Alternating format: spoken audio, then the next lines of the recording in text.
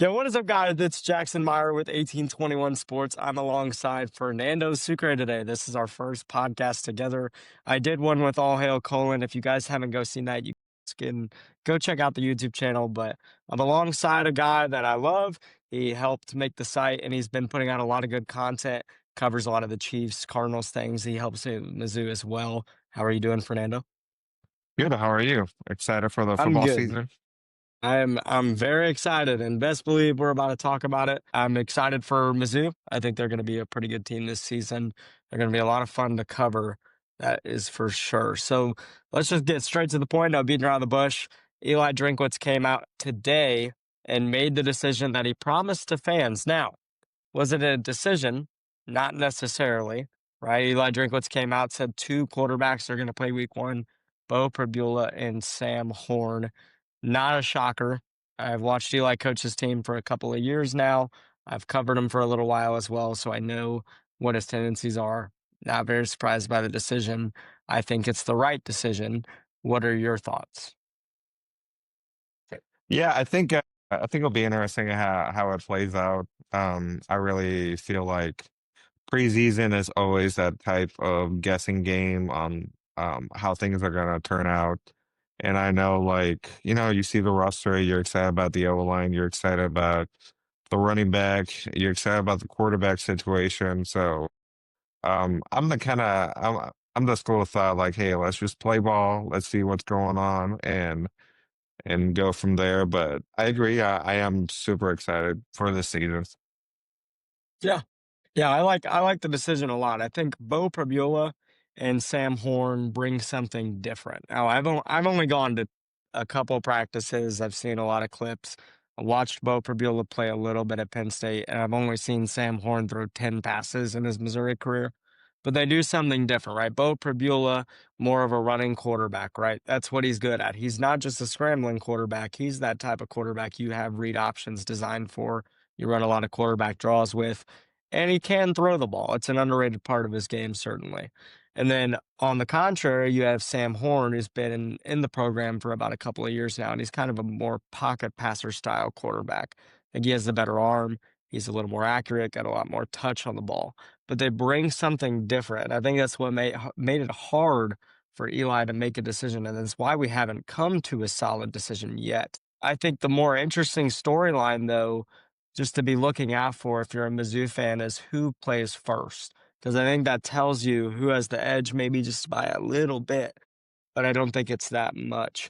If you were to answer right now, Fernando, who would you expect to see play first on Thursday versus Central Arkansas?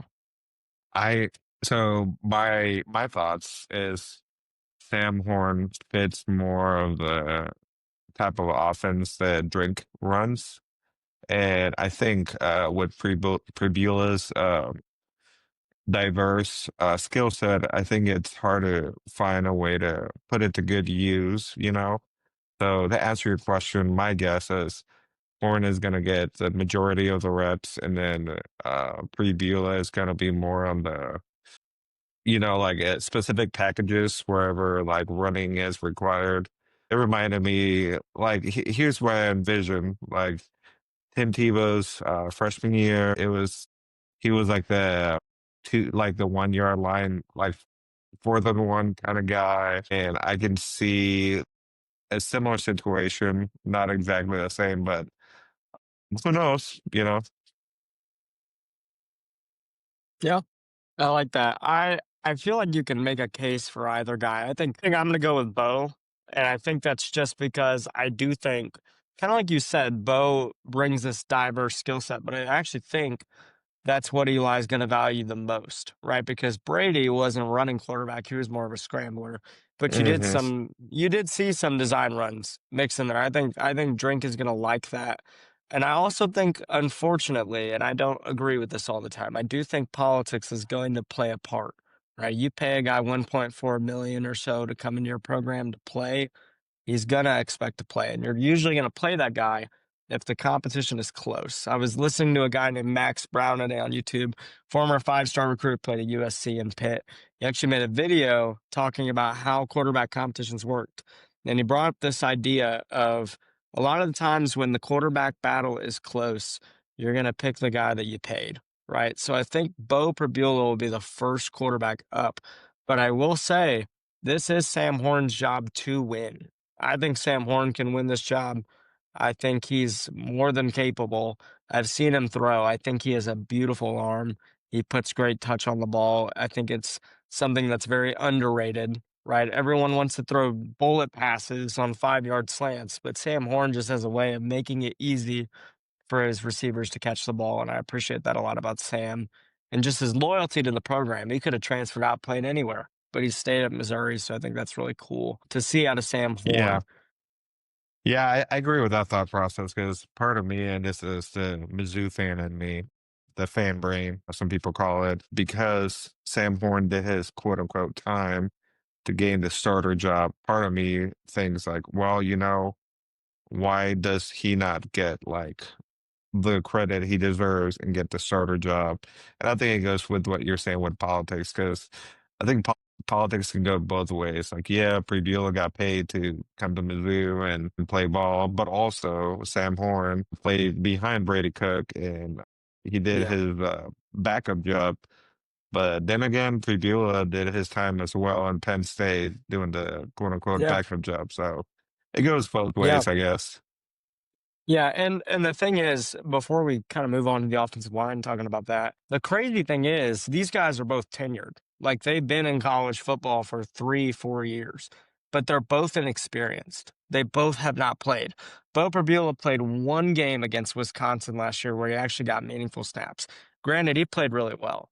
I do think the performance was a little overrated. Watching the film, there were some dangerous throws in there that were cringeworthy a little bit, but they worked out. And Sam Horn's only thrown 10 passes, right? Sam Horn's only thrown 10. Bo Mhm. Prabula has thrown 36. So the difference there isn't a lot. Like 26 passes is about a game average. So I think either way, you're bringing in a guy that hasn't played a lot of meaningful snaps and they're going to be learning as they go. So it's going to be rough for whoever's in there. I think there's going to be growing pains. I do think it'll be Bo. That's not the answer of who I want it to be. I don't really have a who I would want it to be. I think they're just going to play the best guy, and whoever that is, it's that guy. But transitioning a little bit in Tuesday's press conference to round off fall camp, Drink named his starting offensive line. They officially moved Caden Green to left tackle. I think that's probably the best thing they could have done. It's going to freak out a lot of fans because, well, does that mean that Missouri did not have a good left tackle? I don't think it necessarily means that. Caden Green was originally recruited as a left tackle at Oklahoma. He played left tackle. That's really his true position, but he got moved to guard and played well there, obviously. Preseason All American as a left guard. But they've also got Curtis Piegler at right guard, a guy that's been a walk on, kind of earned his stripes, kind of like what you were mentioning with Sam Horn, right? Earning your stripes, getting to play. And then Keegan Tross from Wake Forest at right tackle. What are your early impressions on the offensive line this season? I know there's a mix of transfers in there and kind of newer guys. Do you think moving Caden Green to left tackle was the best thing that Missouri could have done this year? I've always felt like the tackle position in football is always the harder position. And when you think about the evolution of an offensive lineman, I think you start in the middle and then you slow like, the more you increase your skill set as a football player, you start like quote unquote evolving to becoming a tackle. So in my mind, the move makes sense, because I think about where do you want your best player in the line to be at? And the answer to that question for me is left tackle. So Yeah. aside from that, I think some of the media reactions on those changes is with Hardy coming in to the season and expecting to be SEC rushing leader. I think a lot of people are like, well, I want the O line to be right. I want things to look right. And when they see a shift, they're like, whoa, whoa, whoa. Is Hardy going to get his yards? So that's kind of my thought process on that. Yeah. Yeah.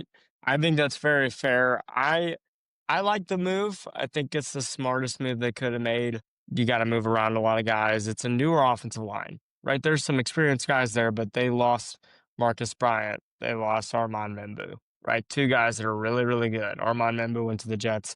Marcus Bryant, I believe, went to the Patriots in round 7. So there's two guys that were really good that you lost. You had to shuffle things around. I think that's about the smartest thing they could have done. We asked Caden Green in the press conference, you know, how do you feel about moving to left tackle? And he said, I'll play anywhere they put me. I'll play under center. I thought that was really funny. But clearly he's going to play wherever they put him. And he's got a good attitude about it. So I think he's gonna fare pretty well there. I think Curtis Pegler, I mean, Drink said it. I'm pretty sure Connor Tollison was asked about it as well. But Curtis Pegler is often being praised as the guy that's grown the most on the O line. He did not play any significant snaps before this season, and everybody's raving about Curtis Pegler. But yeah, and one other presser that I wanted to mention, I know we're kind of flying through this. Logan Muckey. Shout out to Logan Muckey. Maybe one of the coolest captain selections I've ever seen, right? So if anyone doesn't know, if anyone hasn't read, Logan Lucky, receiver for the Tigers, former walk-on, and now scholarship player, was given the captain role for the special teams. A lot of people were like, "Why Logan Lucky? Like the guy really doesn't play." Well, for one, he's beneficial on special teams, but for two, he was diagnosed with papillary thyroid cancer in April, overcame it. Praise God, right? That's awesome. And he is a very good speaker, very nice dude. He said in his press conference multiple times he's a man of faith, which I appreciate that a lot about him. So it was really, really cool to see that. Just wanted to throw that in there. I really hope Logan Muckey has a heck of a season. I think everybody at Furrow Field is going to be cheering for Logan Muckey quite a bit after learning that. And I think aside from obviously him being well and the spiritual journey that he's had, I think the benefit he can provide to the team on the leadership side, knowing what he went through and pushing his teammates on the right direction, I think that's very valuable as well. Yeah. Yeah, I do too. I think, and again, like the coolest thing, like Missouri has these things, we call them true sons, right? Growing up, that's what my family called them. Now, shifting over to media side of things, I typically don't do that. But Logan Muckey is a true son, right? You call a guy a true son if they've been around for a while and they're everything that embodies this university. Logan Muckey is always saying, I mean, even in his press conference, right? Logan Muckey was like, yeah, man, like, wearing this name on my jersey means everything to me. Thought that was really cool. You can tell he bleeds Mizzou, so I'm definitely rooting for the kid. The last thing about Mizzou, man, like let's get to the maybe kind of decal bias, as Jerron Hamilton from Power Mizzou calls it. Mizzou got placed outside the preseason top 25 this year. I can see the case for it. I can see the case for them also being in. So I just kind of wanted to get your initial thoughts, your reaction to the AP Top 25 poll. Just why do you think Mizzou was left out? They're at 32, I believe. Kind of what were your thoughts with that? Yeah, I think a lot of it had to do with their schedule. I think with so many home games in a row, the what do you call 'em? The infamous strength of schedule thing, you know? Yep. And one of the things that I think about too, the question always is how many quote unquote losses can I afford in order to I can still lose and qualify to the college playoffs, you know, because back in the day when it was only two, you lost a game and your season was basically over. Yeah. And that they kept adding teams, you know, they have four, and they're like, okay, now you can lose two, like maybe two games, but you better beat Alabama. Now it's Yeah. like if you lose three games, you better have beaten Alabama, Texas, and Georgia. So Yeah. think when I look at that schedule, I have to ask myself the question: if we have like a loss, like we have to like be like a big, like a top five team, you know. So I think the margin of error decreases because of the difficulty of the strength of schedule. So. Yeah. Yeah. I mean, Mizzou's schedule definitely this year. I mean, with them being in the SEC, their schedule is going to be harder than most teams just because of how tough the conference is. But yeah, like they have 6 straight home games, right? Their home games, the only really hard ones in there. I mean, I guess you could lump KU in there. They're a different program, right? They're pretty good under Lance Leipold. Major respect to what he's done over there. But you get South Carolina coming into town week 4. Extremely good football team, by the way. Extremely good football team. Would not be surprised if they're a top 10 team by the time they come to Columbia. And then you get Alabama, right? So those are two really, really big games that I think Missouri really has to at least win one of those, right? You obviously want to win two, but at least win one of those. And hopefully the defeat, if you were to lose one of those games for Missouri, if they didn't want to see themselves outside of that top 12, don't lose by 2 touchdowns. Lose by a field goal. Right. Lose by a Right. single TD. So for them, that's really crucial this year. And they don't go Well, on the road until October versus Auburn. right. Like that's wild. Well, and I think, in my opinion, the game they have to win, cannot lose, is South Carolina.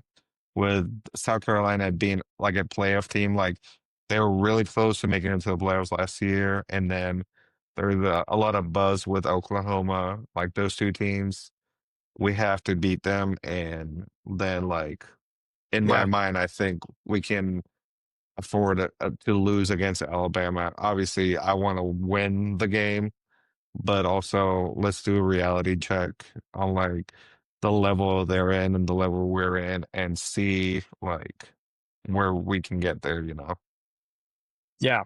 Yeah, I agree. I think the part of the schedule that matters most for Missouri is that stretch where they get Auburn, I believe it's A&M and M and Vanderbilt. I think that's the stretch, right? Because you have 2 road games in with a home game. If you lose one of the games versus South Carolina and Alabama, it's not going to detriment your season. You have time to make that up, but you have to win your road games. You have to win the games Hmm. that you should win. Right, and you've gotta pull off maybe an upset or 2. They're probably not gonna be favored going into that Oklahoma game. I think they Right. gotta win that Oklahoma game. They have to, and And they're last probably year, sorry, I was gonna say last yeah, year they struggled really bad playing away, and yeah, with Drink on his on his training at Lindenwood, like trying to simulate the away kind of environment. I think that's important, and obviously you can only simulate so much. yeah.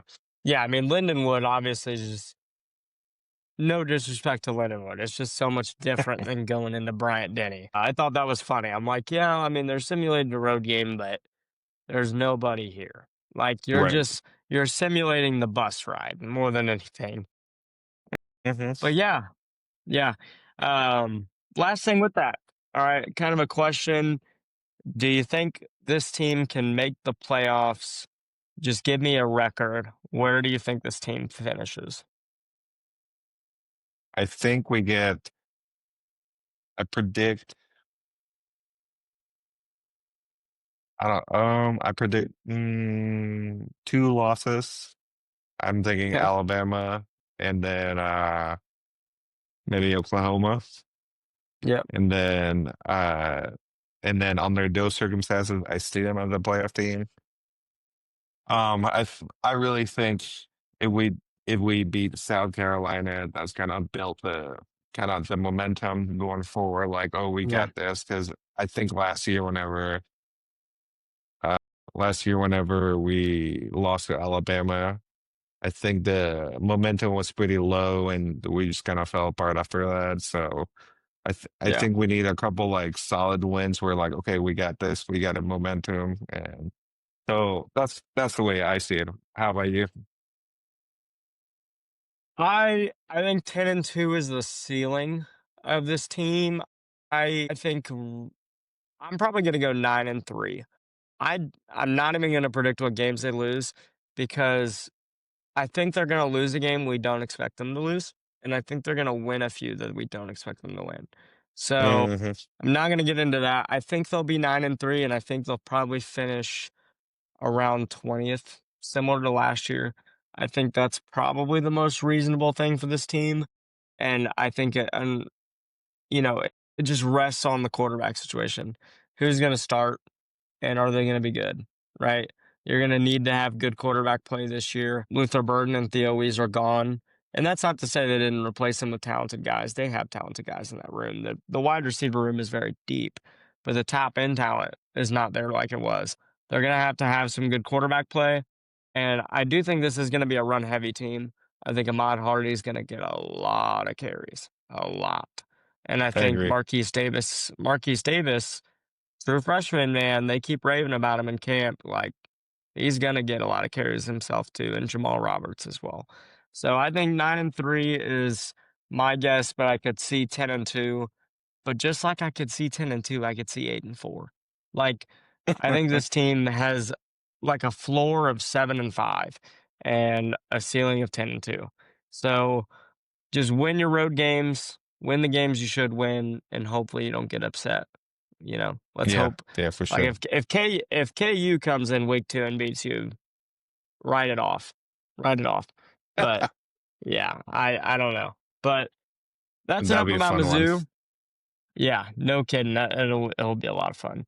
But enough about Mizzou. Let's talk a little about the Chiefs. It's definitely more of your forte. For anyone that doesn't know, I'm a Jets fan. I am depressed because I'm a Jets fan. But I mean, kind of something we wanted to talk about. I know that you've been watching a lot more than I have. Tell me a little bit kind of what you've seen out of the first 2 weeks of preseason, specifically in the wide receiver room.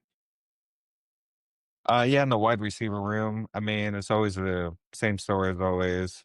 Is my home have enough weapons to be able to go back to that 50, 55 and touchdown season?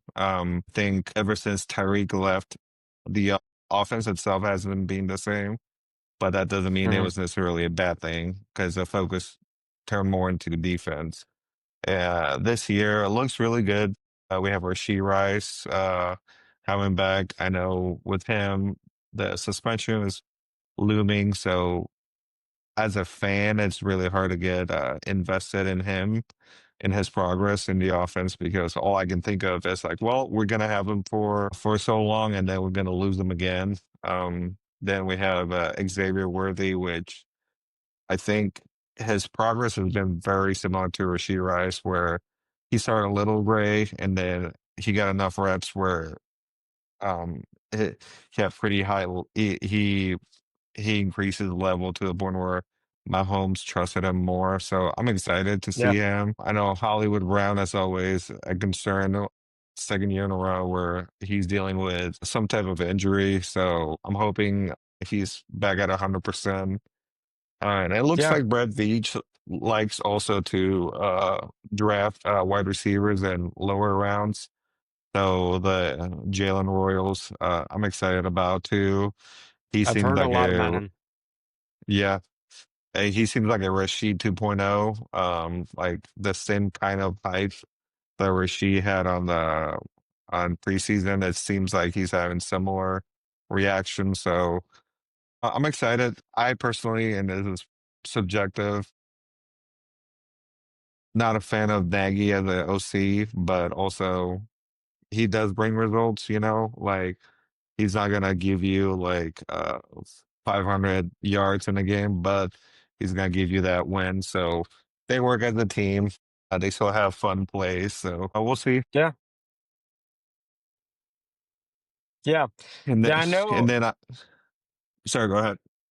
Yeah, I was gonna say I know. I've heard kind of a lot about that sentiment of the Chiefs not having the weapons, which does amaze me because, I mean, maybe the Chiefs cap space isn't crazy or anything, right? But I know that Mahomes has restructured his contract a lot to try to free up some Mhm. space. But I do think despite maybe not having the top end names, they still manage to make it to the Super Bowl like almost every year. And it's Right, crazy. I mean, the year where Mahomes is playing in the Super Bowl and his number one receiver is Marquez Valdez Scantling, like that's nuts. That's unheard right. of. So I know that's been a thing for a while. I do like their young core, though. I think Xavier Worthy's a dog. I think I've heard a lot of good things about Jalen Royals. I've seen some clips. Seems pretty good. Rasheed Rice, great player. Got to stay out of trouble, right? But I do think their young core is really good. I would like to see them add somebody. I don't know how realistic that is. I mean, Garrett Wilson, maybe one day will be a Chief. I don't know how long he's going to put up with the Jets. So who knows? Well, But and I yeah, and I think too, like because of the dynasty run that the Chiefs are currently in, we get here and there are quote unquote ring chasers. Last season it was Hopkins. He's like, I'm trying to get a ring. So you get a discounted price and you get excited as a fan, but also you deep down, it's not a long term, like, oh, he's not going to be here for a long time. He's trying to get his ring and deuce out. Like, that's kind of how it reminds me, like, when Brady was in Tampa and he got his buddies, but he also got a couple ring chasers. And, I remember yeah, thinking, like, because that was early Chiefs dynasty, critiquing that. And now we're at a point where we get a couple ring chasers here and there.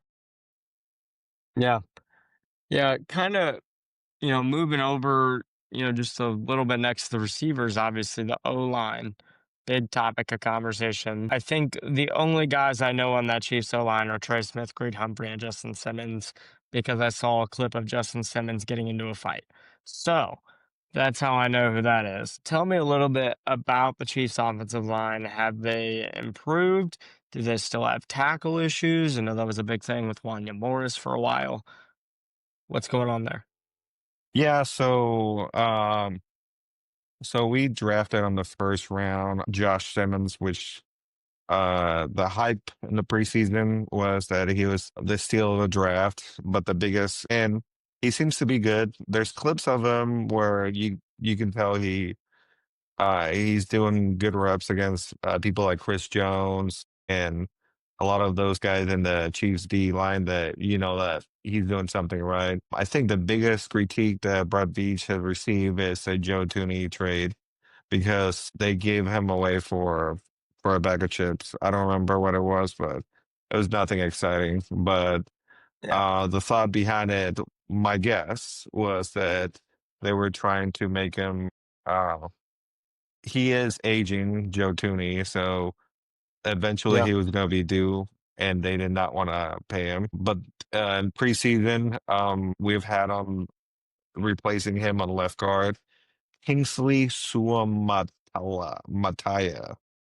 It's a fun Excuse me one. on the pronunciation, but there has been a couple reps where he started a little rough, and then you see progress, but then he gets back to being a little rough, and I believe a lot of people are like, why the heck did we trade Joe Tooney away whenever so now the issue not no longer the left tackle, but the issue got moved to left guard. And I believe Kingsley can adapt to it, but like a lot Yeah. of guards and tackles, they just need a lot of reps. I will say though, plugging in a guy at left guard is so much more comfortable than trying to plug in a guy at tackle. Like I tackle is agree. just you're on an island with an edge rusher. Guard is still rough, don't get me wrong. But I think that's why, kind of like we were talking about with Missouri, right? You might have to move your best guard over to play tackle. The Chiefs are very familiar with that. Didn't work out for them. I remember the whole Joe Tooney situation. But obviously, tackle is so much more important. I know we went over the highest paid tackle, highest paid guard. But yeah, yeah. I mean, the Chiefs, I think their O line has improved. I just want to see how much it has. We're gonna have to see it in game situations, but Yeah. um, it'll be exciting to see. Last thing though, kind of with the Chiefs, I know we gotta wrap up semi soon. Um, Kind of just give me your overall thoughts. Like, you guys are in a crazy division, right? Like, you guys are in a division with the Broncos, who, in my professional opinion, I think that's the best team in the division. I think it's very close. I think it's a very narrow margin, though. I could see the Chiefs being better. You got the Chargers, who everybody loves every year, and then the Chargers Charger every year, 9-8. So probably what they'll finish this year. And then you got the Raiders, and Ashton Jenny's cool, I guess. And then everybody else on the Raiders. So tell me a little bit about what your thoughts are, kind of on the division as a whole, and where do you think the Chiefs finish by the end of the year? from my personal experience as following the Chiefs, every year it seems like the AFC West gets better. Every year, all those teams reload. I would say my opinion, this is one of those years where like, whoa, the AFC looks great. Everybody's balling out. The team in paper that looks great, but somehow they self-destruct every single time is the Oakland Raiders. The Oakland Raiders look phenomenal. They have Genty. They have the best tight end in football right now on Brock Bowers. They have Yeah. a very reliable quarterback under Geno Smith, and now they have a great coach in Pete Carroll, which I don't know how many miles he has left in the tank, but still, he is a great coach. No one can Yeah. take that away from him. So to me, I have my eyes on them, but I also realistically think, how are they going to find their way to self-destruct? Because the Chiefs are gonna chief and they're gonna find a way to win the game. So that's kind of my opinion on that. But then the team I'm genuinely like, whoa, they're really good. I agree with you. Is Denver. Denver has a year two quarterback on Bo Nix. Bo knows, I love Bo Nix. I just gotta say and that right now. I love Bo Nix. yeah, right. And you know, like any rookie quarterback, year two is like you see a big jump on level, and he has that experience on him. He has the same head coach on him, and then on defense, Denver did some work. They found those pieces. They were basically buying in wholesale, buying for parts all the Niners defensive players, which, you know what?